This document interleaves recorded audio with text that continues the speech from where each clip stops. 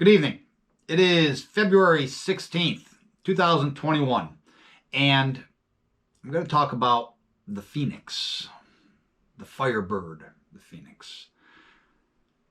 Before I do, what we've been pointing out, teaching to the seeker, to a certain degree, is pattern recognition. And in order to provide you with all of the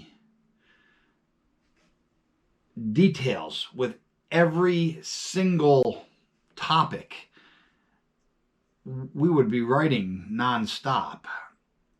Once you recognize the pattern, then you can see how it applies to all of the different areas.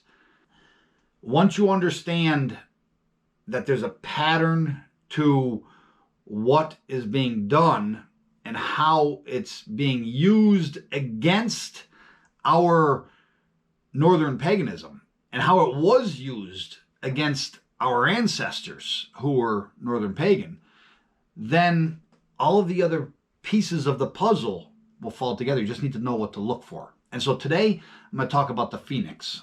Now, the phoenix. Polska on their flag. Look it up. Etymology of the phoenix. I'm just going to read part of it. I'll put it on the screen. This is from an online etymological source. It says, it's a mythical bird of great beauty, worshipped in Egypt. Has various spellings. The bird was the only one of its kind, and after living 500 or 600 years in the Arabian wilderness, built for itself a funeral pyre of spices and aromatic gums, lighted the pile with the fanning of its wings, and was burned upon it, but from its ashes revived in the freshness of youth. Now that is from the Arabian wilderness. Interesting that they used spices and aromatic gums, because that is the very definition of the newer belief system of Christianity. And that is frankincense and myrrh, spices, and an aromatic gum. Now, the legend of the phoenix, however, is much, much older than any of the cults of Abraham. So I'm going to read this small section from Slavorum. I will put the link in the video description. Slavic fairy tales and mythology. Now, earlier in this link, it does point out that Christianity tried to use the phoenix as a figure of evil. But it does also correct that by saying that the phoenix is older than the cult of Christianity. So, under the heading of Slavic fairy tales and mythology, it says, being such magnificent creature that struck awe and admiration in most cultures, no wonder Slavs praised it highly as well. The firebird has become one of the main characters in Slavic fairy tales and even national myth, especially Russia. It produced beautiful feathers from its tail, and as such, it was a main prey that many wanted to catch as a symbolism of one's wishes to fulfill his desires. It is connected with phoenix because Slavic firebird finished its life in the autumn and was revived again in spring to make people happy with his singing and beauty. But Slavs didn't imagine Firebird as a flaming peacock, but in fact as a falcon. Because in most of Slavic countries, falcon is a symbol and epitome of masculinity, strength, valor, and courage. In many Slavic countries, falcon is seen as a national protector, a warrior of justice tier from the skies, and as such, a firebird. Like I said, I'll put that link in the video description. I interjected Tyr there for a reason, because Tyr is the ruling god of daytime. He's the ruling day hours god. Now, when I say day hours, I'm not just talking on a daily 24-hour cycle. I'm talking on a yearly cycle as well. The Northern Pagan year, as we pointed out in Northern Paganism, Choices and Growth, begins in spring, right when the firebird is being born. Where's the firebird born from? The firebird, or phoenix, is born from the ashes of his predecessor. So we have reincarnation. Again, reincarnation. A key element of our Northern Pagan beliefs, reincarnation.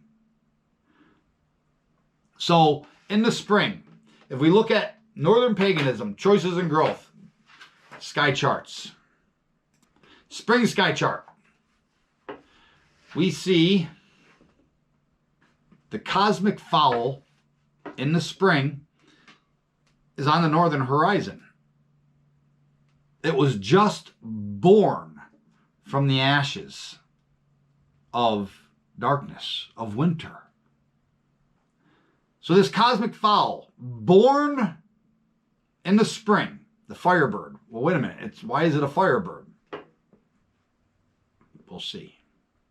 Remember, this is the beginning of Mother's time. This is the beginning of the time when the ruling day sky god, Tyr, comes into play. Odin was just swallowed by Fenrir. Nighttime was just swallowed. And he's falling back. Odin has taken up the runes. He's falling back. And Mother's time and Tyr is coming into play. And the cosmic fowl, the firebird, the phoenix, is now born from the ashes. So then we progress to the summertime sky chart. And we see that the cosmic fowl is beginning to move overhead toward you. Now we progress to the autumn sky chart, and we see the cosmic fowl, the firebird, is directly overhead of you. So then we go to the wintertime sky chart, and the cosmic fowl is on the edge of the horizon. It is about to enter into darkness. It is red. It is on fire because of Balder bleeding, the winter nights. Now, these sky charts, they lock you into a certain perspective. Remember, they flow. They flow. Fall does not all of a sudden turn the calendar page, become winter. There's a flow to it.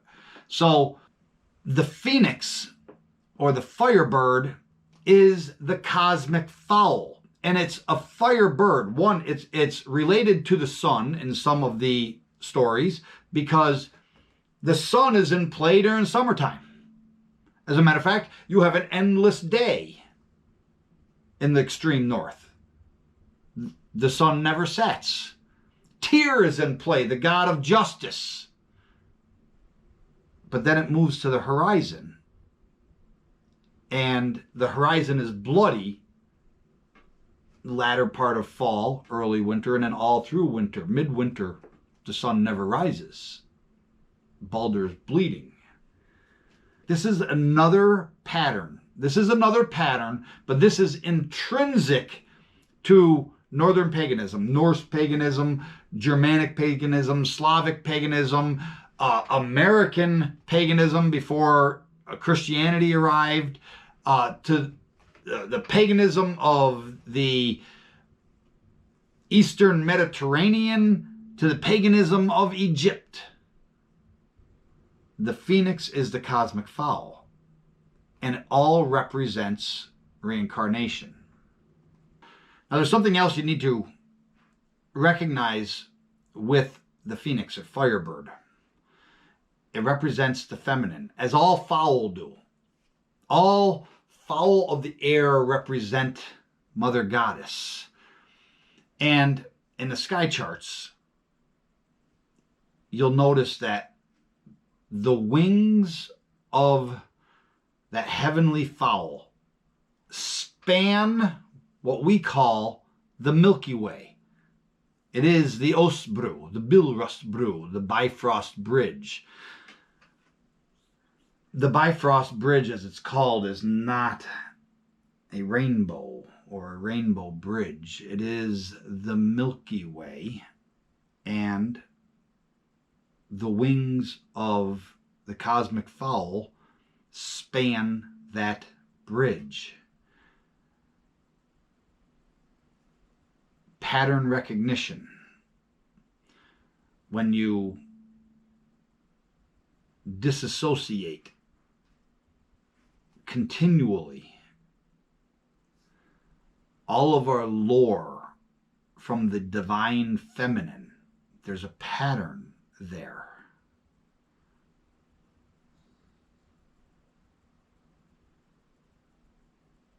This divine feminine, which drives the world tree, Irminsul or Yggdrasil, the yew tree, is... My phone just started buzzing here. I got an emergency alert. As we've pointed out in the past, the divine feminine is continually attacked. The firebird, the phoenix, the blood eagle, the red swan represents Mother Goddess. Falcon feathers, as I just read to you in the Slavic lore. The falcon feathers of Mother Goddess, of Freya, maiden goddess Freya. When the phoenix is reborn from the ashes of its predecessor in the spring. Spring, maiden time, May, maiden, June, young. Okay, this is the time of the maiden. What does Freya have? Freya has a cloak of falcon feathers. What does Freya have? A cloak of falcon feathers. Pattern recognition. This is another pattern. Now, as we've shown on the sky chart, the wintertime sky chart, in case you haven't figured out that the blood eagle is another invention that, well, Hollywood, with their television series that they put out in the History Channel, how they totally warp and pretty much dumb people down on what actual history is about our ancient belief systems. The blood eagle is the phoenix. It is the firebird. There is a link. There is a pattern to all of this.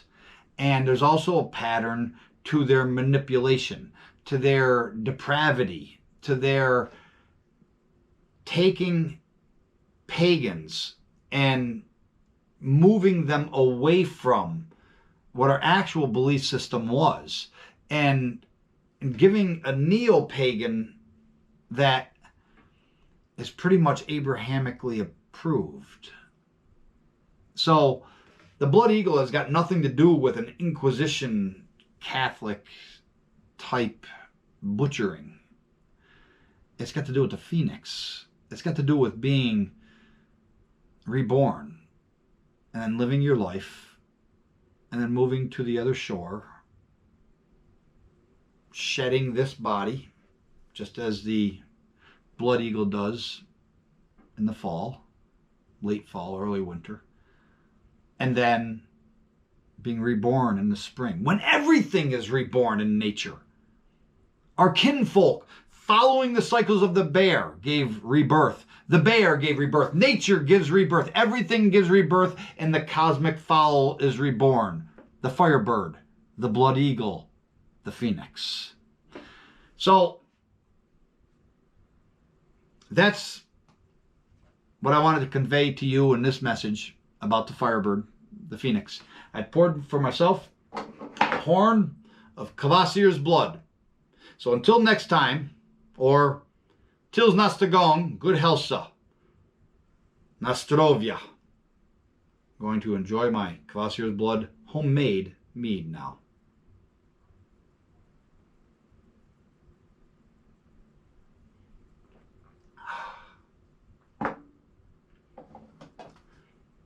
If you haven't made homemade mead, do so. I'll tag the video, the instruction video on how to do it.